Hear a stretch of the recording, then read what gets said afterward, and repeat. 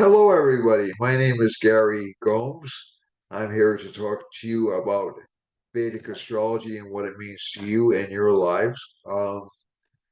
I do have my camera is in the process of being set up. I realize I've been talking about this for the past couple of months, but it is just about to be set up. And I've had some software glitches with it, but that looks like it'll be straightened out relatively soon. And I've had a lot of interruptions, so I apologize for my lack of professionalism, but it will be set up relatively soon, so you'll have much clearer quality video, so we can see more of this action-packed programming live and in high fidelity. Okay.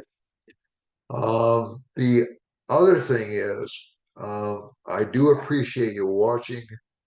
I am trying to take steps to improve my presentation and to spice up these videos so they'll be a more entertaining experience for you. I've been dealing with a lot of disruptions, nothing serious.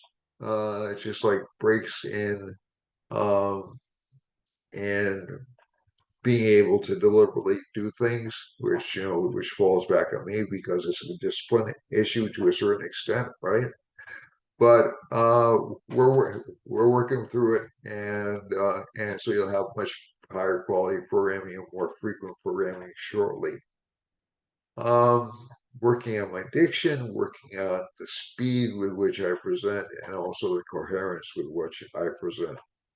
I'm not really a big fan of planning these videos out. I do have an idea of what I want to talk about before I go on the air, but I really, I'm an old improviser in music, and boy, I still love that energy when things go right. Now, that having been said, we will be doing some presentations with some other folks pretty soon. I'll be doing a presentation with my friend and student from Lebanon, Jean Kodezian, or Jean Kodezian, about eclipses. We'll be talking about those. I'll also be doing some presentations with Saptarishi Astrology, which you'll be notified of before those occur, and maybe even some other presentations. And again, the school is in process. Anybody who wants to study directly with me is more than welcome to contact me. You can contact me at 508-525-0001. If you're a little bit concerned about the future and you'd like to know how the current situation in the world will affect you over the next few months and also about your personal life, please contact me for a reading. I do various levels of readings. I've been a practicing astrologer for 30 years, and and I have a fairly steady clientele, but I can always bring more people in. So that's, and just to end the advertisement section of this particular program, you can contact me at 508-525-0001 or through a variety of emails, the easiest of which to remember is Gary Gomes, G, the letter G, at gmail.com. Okay? So please don't hesitate to contact me even if you have questions about what I do and what um, and and what everything costs, or can I answer your specific problems or your specific issues, and we'll go from there. And you know, I am still gearing up to do other video channels and also remedial measures and lessons online, brief lessons online. So the first thing I'm going to do, so let's get right to it in terms of what's going on astrologically. The first thing I did want to pull up was an, a now map, which is a map of where the stars are on the sky right now. and stuff to share just because it's something I always do because Zoom doesn't always put the astrological map right up on the screen. And 3 times for luck. Oh, and happy belated St. Patrick's Day to everyone. Um, I'm a quarter Irish, so I get to say anybody can get to say it. It's really not that you would know that by looking at me, but I am a quarter Irish. All right, so let's see now. So this is the map for what's going on with the world right now. Now, the first thing that pops out is for this particular chart, there's a concern about money. Isn't that interesting? Because I'm doing this on a Saturday morning. This wasn't pre-planned. Sometimes I do these as I tend to find the time to do them, and my schedule is usually a little bit warped. So basically, the first house lord, which has to do with the matter at hand, is connected with losses. Venus and Rahu combination in the 12th house causes panic over potential losses. And also, Venus rules the 6th house. It's the ruler of K2. So that, again, that kind of reiterates losses. Now, the thing of it is, so we have had this week of bank emergencies. It isn't just limited to the United States. Credit Suisse, which is one of the largest banks in the world, is in danger of collapsing. But I wouldn't panic just yet. We did have a transition over the past week. Not only Venus and Rahu, that was last week, but we had Mercury going into the same sign with Jupiter, the Sun going into the 11th house of gains, which is not a bad placement. But Mercury also tends to is debilitated in this sign. There is a condition in Indian astrology called Nietzsche Bhanga Raj Yoga, and Nietzsche means fallen, Bhanga means canceled, basically. Raj means great, and yoga means combination.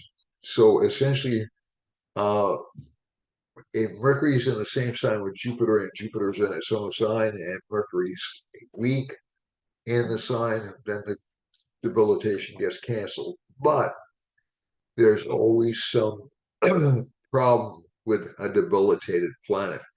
And debilitation shouldn't be looked upon as being a horrible thing. It's really debilitation essentially means communications are bad right now. So we've had a lot of communicational issues about um, not just nationally but internationally. President Macron in France is in big trouble because of his decision to rise the pension age. There are demonstrations occurring in Paris right now, even as we speak. You're seeing a lot of governments being questioned, a lot of governments being in trouble. It doesn't mean they'll necessarily be taken out of power. Saturn's aspect being Venus, so this problem with money. Venus and Jupiter are money planets, and you're already getting calls from uh, the government in the United States to prop up the money supply in these banks that are failing. Uh, the Swiss National Bank is going to pump money into Credit Suisse, excuse me. And I think one of the things that's happening right now is it's sort of like uh, if Mercury's in this sign, you're going to see uh, maybe not a panic, but quite a few failures because it essentially if Mercury's like this, it'll cause a lot of confusion about the communication channel, a lot of confusion about what government's going to do. Government's trying to be all over the place. But the Saturn aspect on Venus is not good. And I think the other thing is within a couple of months, as I've been saying for quite a while, Venus will leave the sign in early April. That's good. So you'll see some stability come back in early April. But in late April, you'll see, and this is right on top of some eclipses, you'll see some more panic happening financially. In terms of, and I want to just go over to the United States chart just for 1 second, not to confuse you. Also, one more thing. K2 is in Libra, it's in a house of trade, so this will cause a certain amount of panic, or it's in a sign connected with trade, which is Libra. Libra is relationships, but it's really one of the startling things about Libra that I think is really not lost in Western astrology, which is kind of overlooked, is Libra is about the exchange of goods, good things of value. So whenever you have a strong Libra component in a chart, you will see a lot of indecisiveness, but that's mainly because it's not because of a weak will, it's because Libra overthinks and it tries to assess whether or not the give will be worth the take. Okay, so it's a sign of scales, it's a sign of, so if you think about relationship life, it's not all about emotion. And this sounds horribly unromantic, but it's true. Because you think about the pleasure or the joy that you get from an individual in a relationship versus your commitment to that person, right? Okay, so you'll have a financial commitment, you'll have an emotional commitment, you'll have all these other commitments. And the way I'm describing it makes it sound very dry and very non-spiritual, but that's an essential part for a relationship. If the relationship is floundering financially, that'll put stress on the relationship. Okay, so a lot of these things have to do. So going back, rounding around to business, Libra is a sign connected with business, and K2 shows that basically business-wise, we're not sure what the heck to do. You know, we're not sure what the balance or the trade-off is worth. That's why we've seen these kind of, I would call them uh, bizarre and contradictory policies over the past year or so. Um, I was, I have an MBA. I'm not saying that means that I know more than the rest of you people about economics. You know, there are a lot brighter people in the world about economics uh, than than the paltry skills I possess. But I've I've seen 1979 to 1981 or 1988, actually the mid 1980s. They used punitive economic policy to try to drive down inflation. It worked, but also what most folks forget was during that cycle, Arab oil embargoes were lifted. Okay, so at the same time in 1979, as you had this really large uptick in inflation, you had this really large increase in the price of oil. So those two things sort of go hand in hand, and you have a supply shortage. And what you're trying to do is to beat it down with lending policy. It kind of forces a recession. Now, currently, we're not in a recession, and it took a while for the United States to go into a recession in the 1980s. Okay, so I'm not saying I'm hoping we're not heading into it. That's not my ideal. I would get no pleasure if I'm right about this. But if you have, and there are pressures we're seeing right now to lower energy prices in certain parts of the country, but we're also getting hit with a lot of catastrophes. So not only COVID, but a lot of natural disasters. And this is true around the world. This isn't just unique to the United States. And this is all seen from the combination of Saturn aspecting Venus, so water damage, K2 in Libra affecting trade, Sun and Jupiter, the government trying to do something about it, but not really sure what they're going to do about it.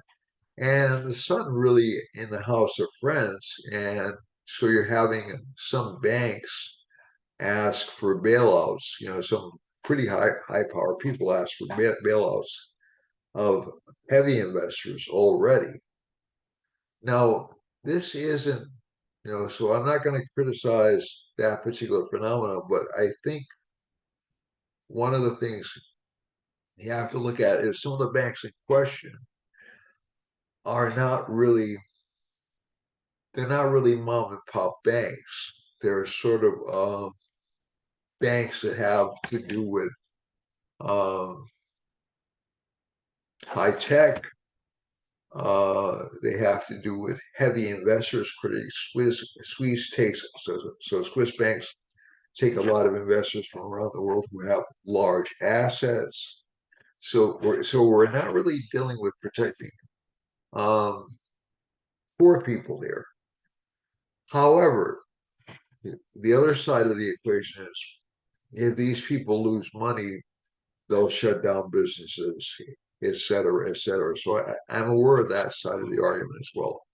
But this is so I'm not even taking a political position on this. This is where the Mercury confusion is coming in. But again, it was really rapid. The request for coverage was really, really rapid. It was like within a matter of like 2 days, or I'm sorry, within a matter of about a week.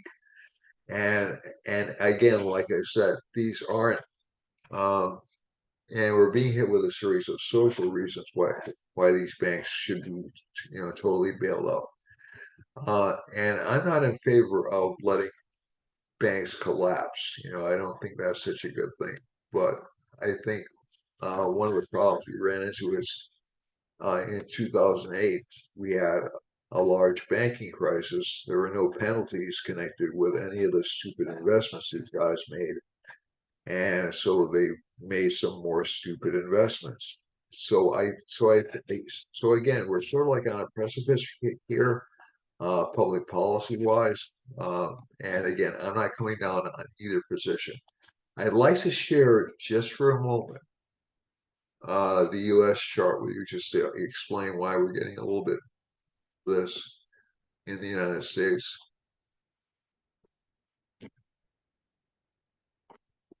So bear with me. I'm going to get to your charts in a second. All right. So this is the United States chart. Now, if you look carefully at the chart, 1, 2, 3. Now, I don't know if you noticed where Saturn was before, but Saturn is right over the United States moon. I mean, it's literally almost. Let me just flip it back again for a second.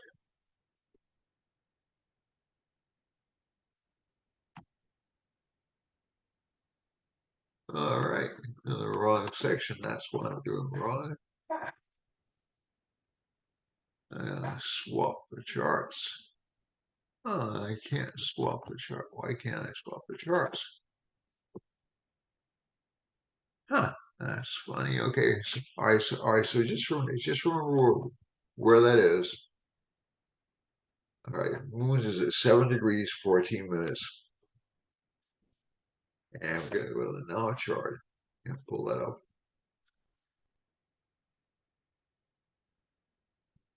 and Saturn's at 7 degrees 5 minutes. So this will probably continue for another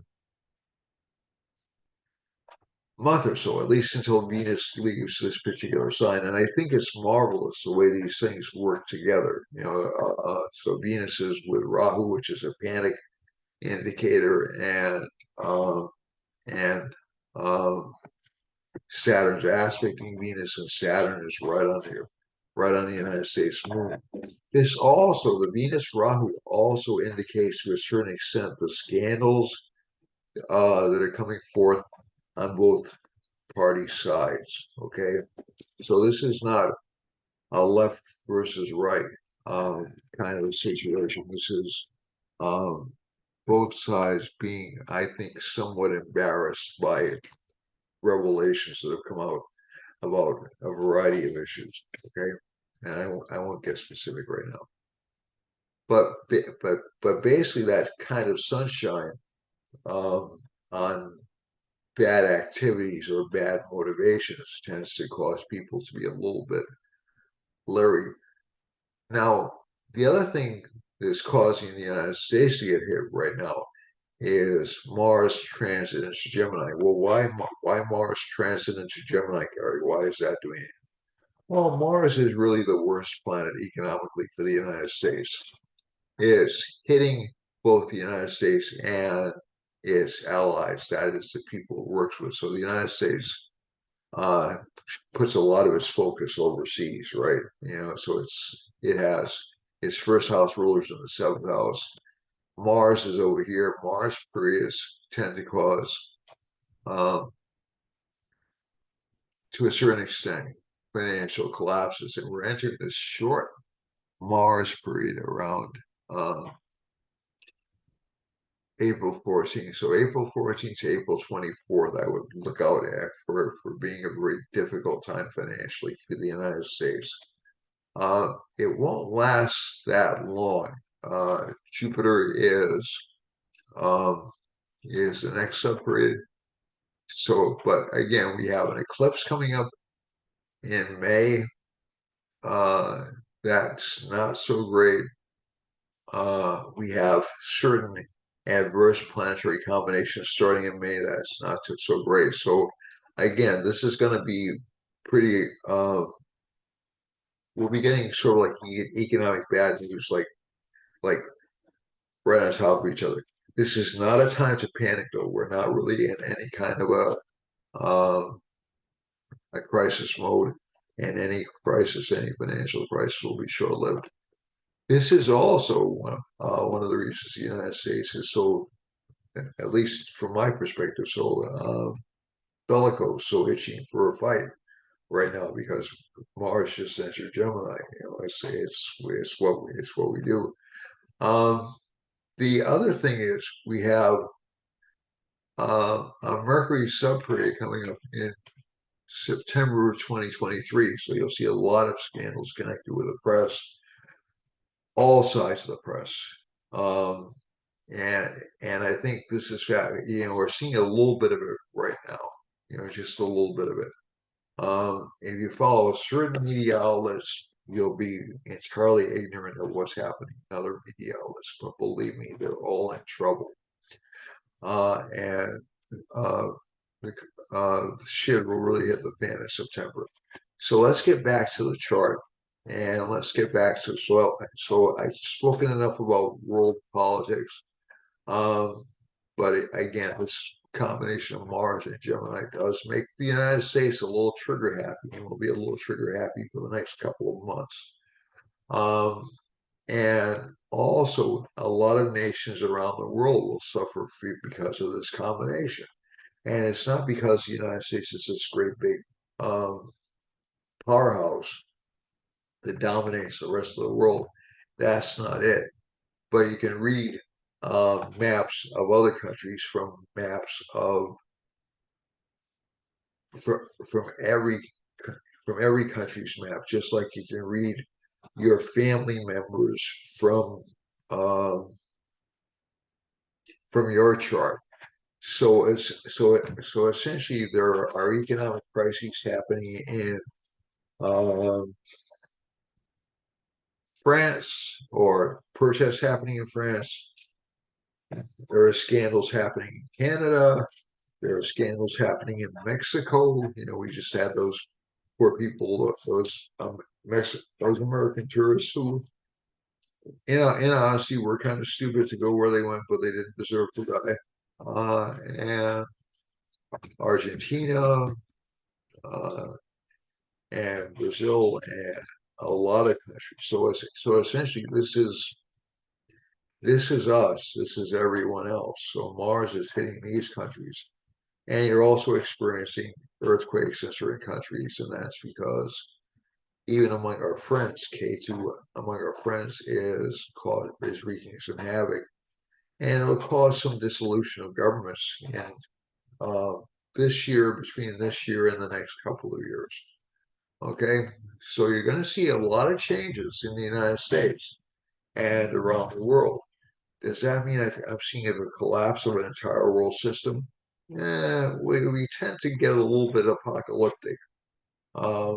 Astrologers tend to get a little bit apocalyptic or a little bit too um, too global in their thinking when they're looking at some of these planetary phenomena. The world doesn't shift that quite that easily. It takes time. And I don't even buy into the Pluto transits causing all those major issues. Um, a lot of these things, so you'll have some countries will dissolve, some countries will go away, but the basic framework of the world to me looks like it's not going to change significantly over the next 30 to 50 years or so. So it's not going to happen as quickly as people think it is. And again, most of these processes aren't really um, they're not radical changes. I, I'm not seeing a revolution in the United States. So let's look at the individual charts, and we'll look at the world map. So at least from this chart, we'll go back to the now chart. So let's look at the actual charts for uh, you folks.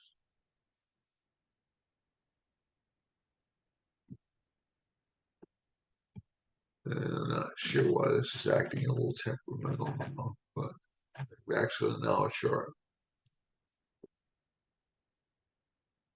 All right. So remember that 7 degrees, 5 minutes of Saturn, 7 degrees, 14 minutes for the US chart.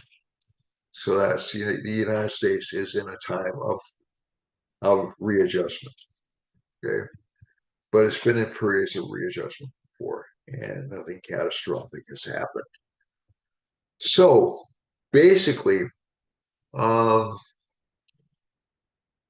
and you'll also see some reforms over the next couple of years, and would that be a good thing? But basically, the chart we have right now, we have a Sun, Mercury, Jupiter conjunction. You've already spoken about that.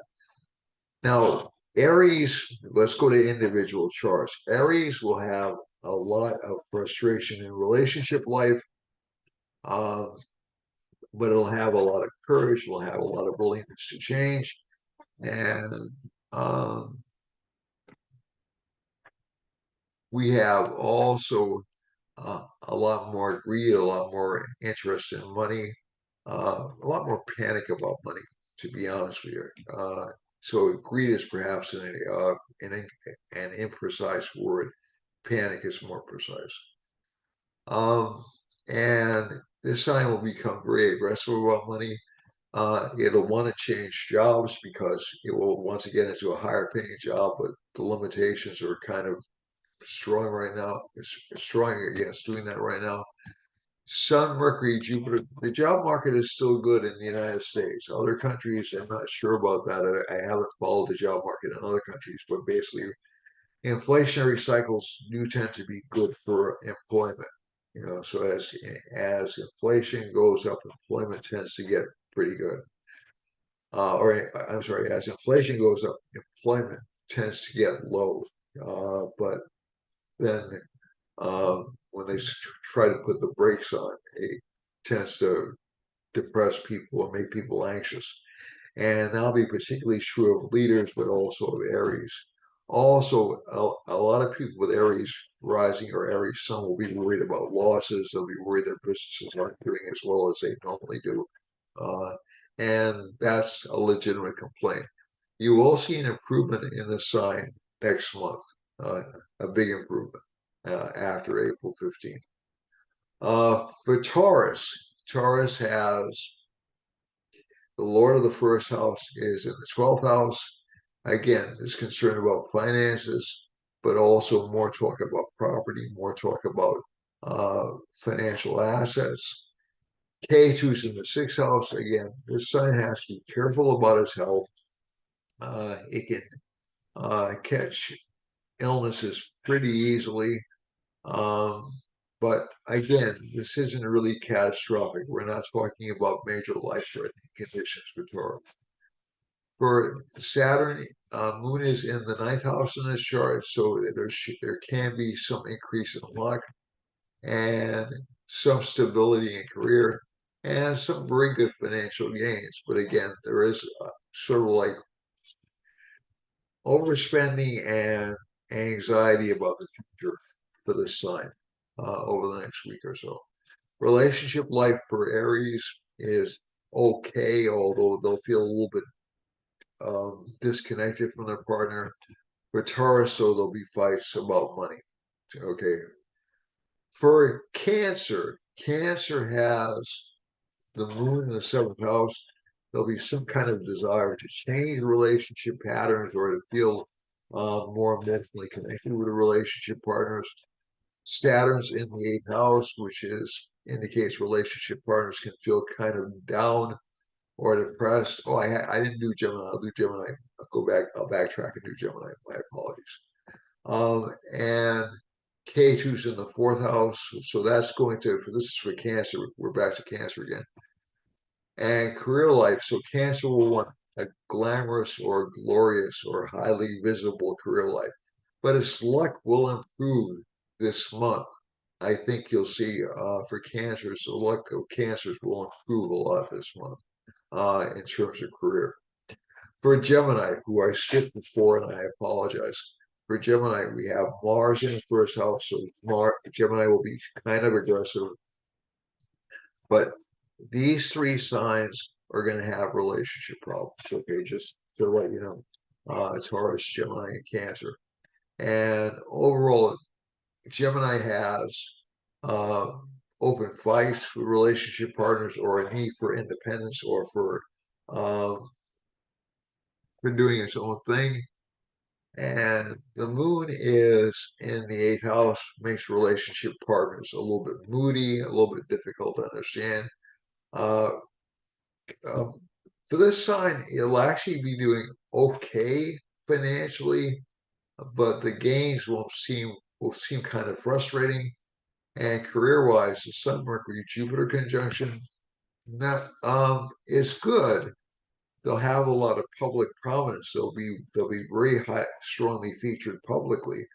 But I think you'll also see them a little bit frustrated that they can't communicate better, that they can't make their points to people a little bit better. But basically, for Gemini, K2's in the 5th. Um, not a bad combination. A lot of work that's been done in the past they'll have to reestablish it. Um, and some of the stuff they have done will be attributed to other people, so they'll have to watch out their ideas aren't stolen. But basically, this is not a bad month for Gemini or a bad week for Gemini. It's just a little bit. Uh, it's actually Gemini is actually one of the better signs this week. But again, it'll be a little bit hostile, a little bit confrontation. For Leo, we've already done Cancer. I did Cancer before I did Gemini. For Leo, we have Saturn in the 7th house, so that gives strong career commitment, but a little bit of boredom with career, a little bit of frustration with career. We have K2 in the 3rd house, so this sign will be very brave, very independent. Moon is in the 6th, so That's actually good because it'll minimize losses for this sign because that's the 12th Lord going in the sixth house. But they'll have to watch out for things like bloating issues or digestive issues.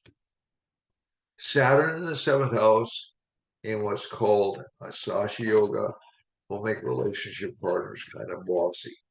Okay, it'll make them and a little bit glum, to be honest with you. Sun, Jupiter, Mercury in the eighth house. Gains aren't really forthcoming. This sign will feel a little bit trapped or a little bit isolated, but there will be some financial gains for this sign. Venus and Rahu are in the ninth house. Good for career advancement, good for publicity. So this indication also can mean sudden windfalls with Jupiter and in this particular sign, and they're tied to the 11th house uh, through Mercury's rulership of the 11th house. So actually, financial gains will be pretty solid for Leo. So even though they'll feel kind of stuck or kind of isolated, they'll actually get more money this month, this week, and this month. For Virgo, Virgo has Sun, Jupiter, Mercury, and the seventh house. They're a little confused about interpersonal relationships. They're getting a lot of opportunities, but they're not sure which one to choose. And the Lord of the second house is Venus along with Rahu. It's a little bit difficult because they'll still feel like they're not making enough money. That'll change within about uh, 3 to 4 weeks. And also, K2 in the second house, it's been kind of a rough year for Virgo financially. So uh, a lot of their career life has been kind of put on hold or compromised. They've received a lot of criticism career-wise, and communicationally, they're going to have difficulty over the next 30 days or so. But overall, this combination isn't bad. It'll require a lot more friends, a lot more solidity. Uh, Maybe business will come back again around early April. So you'll start to see some financial growth for the sign around early April. For Libra, Libra's had this irksome K2 in the first house. It's really good for intuition. I mean, that's one of the blessings of it. And people who have K2 in the first house are normally very strong instincts, but it makes them go a little bit unrecognized or undiscovered, for lack of a better term. And when I say undiscovered, uh, people will forget they're there. They'll overlook it. Uh, and this is particularly true in terms of relationship life. So this particular combination, Venus, Rahu, in the seventh house, it'll make a lot of relationship partners seem really dissatisfied, very irritable. They'll feel like they're being picked on, um, and they'll be ready to fight. So this K2 is kind of bad. It's very disruptive to general economies, as we've already said. But I think one of the good things about this is it increases a lot of interest in spiritual things, in odd or unusual disciplines, and taking control of your life. Because really, with K2 in the first house, you have to look inwardly and figure out what you want to do with your life. So a lot of people with this combination or with Libra risings or Libra suns are trying to make life decisions. They're trying to make changes in their life, or they're trying to improve themselves. But again, like I said, it is kind of a humbling process. I was going to say humiliating, but that's not correct. It's a humbling condition where you realize you're not as important as you thought you were. Um, Mars in the ninth house is actually good for financial gains. So you'll actually start to see some financial gains for the sign. And Moon in the fourth, it'll change residential situations. So positively, so the person will start working out of home more. And Saturn's in the fifth house. So that's good for study. That's good for acquisition of knowledge. Jupiter, Mercury, Sun in the sixth house, you'll have problems with teachers, you'll have problems with educators. Um, Education status won't be that terrific. That'll increase a lot by the end of April, but that Venus in the seventh house is a little bit of temptation to um, stray romantically. So resist this because it's going to be a little bit. Um, it won't be fortunate for you. It won't be a good relationship for you. Okay. So just stick with it. Stick with your relationship life, no matter how much your relationship partner irritates you, because you'll end up in a worse situation. For Scorpio, Scorpio has no planets in the seventh, although Lord of the seventh is um, in the sixth, so relationship partners will become very dissatisfied. They'll be almost become enemies. Now, again, keep in mind this combination of and Mars is in the eighth house, makes the sign very reflective, very self-absorbed, feels a little bit trapped or limited. But keep in mind, these combinations are really good for research. They're really good for studying things carefully, for taking some time out before you make your next move. Saturn's in the fourth house, good for education. Moon's in the third house, strong desires, strong ambitions generate for the sign. For the sixth house, for the fifth house, excuse me, Sun, Mercury, and Jupiter in the fifth house. So there'll be some rewards for effort you put forward previously from government uh, or from uh, investments, some financial gains from investments. And also with that Venus in the sixth house, you'll have to watch out for um, water damage or floods. Mars in the eighth, not a particularly bad combination, but again, a lot of frustration that you're not further along in life than you feel you should be. But again, these are really good strategy building times for you.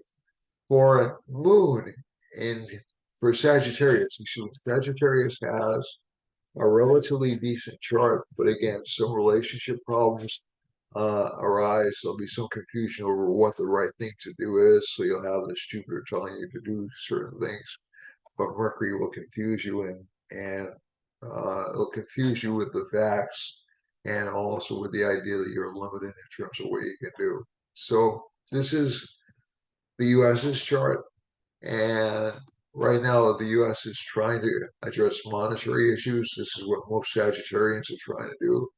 Uh, Saturn's aspecting Venus, it'll give um, some financial hardships or some financial issues. Mars is in the seventh house again, so there'll be fights or with partners. And K2's in the 11th. Again, this is not a good time for financial gains, not a good time for expansion, but it is a good time for reevaluating your friendships and reevaluating your partnerships and trying to make those more beneficial to you. Okay. And also figuring out how you can help them, but don't lend anybody any money. Um, as a matter of fact, as a general rule, be very careful about lending money this year. Um, the other thing is, so let's go on to Capricorn. I stopped on Sagittarius. My apologies for going back to the other thing. For Capricorn, Moon, there's a lot of focus on relationships. Saturn's in the second house. So again, there's some money restrictions. Charts had money restrictions all year long. But again, if you work multiple jobs or you work, you know, there'll be plenty of work opportunities. Jupiter in Pisces actually does give that. There are more work opportunities last month. There were like it was like overflowing, but they'll still be there for a while. And also,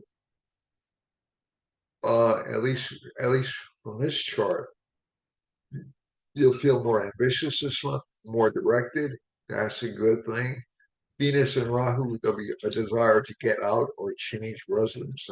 But again, I wouldn't recommend it with Rahu in the fourth house. I'd wait until November or so for this particular sign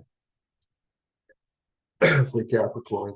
Mars is in the sixth, so you have to watch out for accidents, for driving accidents, and for accidents of food. So, things K2 real life will not be. I'm sorry, I'm making my chair squeak. I hope it's not making its way onto the video. Mars is in the sixth house. Be careful when you're traveling outside, when you're traveling anywhere. It's kind of an accident-prone combination. Saturn is in the first house in Aquarius, a good time for technical innovations, even a good time for financial innovations. So does this mean I think crypto will make a comeback? Not really, not for a little while. Because if there's some panic about financial institutions, crypto's not is still not an independent financial institution. I just think it's a little bit. We're still a couple of years away from seeing that make a comeback.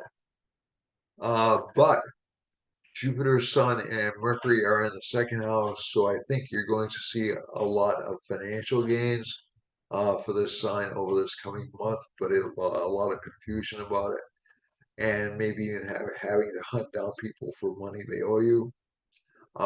Venus is in Rahu, so that's actually good for the sign. That creates a kind of a fulfillment of desire combination in the chart. Mars is in the fifth house, so anything you work hard at, you put your muscle into will be very good uh, this month. And K2's in the eighth house. So again, I'm sorry, K2's in the ninth house. My apologies. K2's in the ninth house. So that's very good for esoteric studies or for studies connected with spirituality. Moon in the 12th, you'll have to watch out for um, people trying to rip you off or scam you. That's the only hesitancy I have for this particular sign. For Pisces, Pisces has Sun, Mercury, and Jupiter in the first house. We said before this will both negatively and positively affect relationship life. So Mercury's got Nietzsche Raj Yoga, so relationship partners and home life will seem a little bit crazy, but will all work out pretty well in the end. This sign will want a lot more money. K2 will give a lot of interest in occult studies and meditation. Moon in the 11th house will give financial gains to the sign, but Saturn in the 12th will take them away fairly quickly. Now, this doesn't mean that when I say these things like generally, this doesn't mean you're incapable of saving. That's a discipline issue. So Saturn in the 12th house actually means it's probably a good time to cut back on expenses and to focus on putting money aside for the future. So don't be afraid about banks collapsing. Uh, this is actually one of the better times to save. So let's go to the world map and see where we have some potential issues. I'll try to make it bigger. I don't have a lot of time on this, unfortunately, this week. Oh, I can't make it bigger. Let's go back. All right. All right. I really don't like this. All right.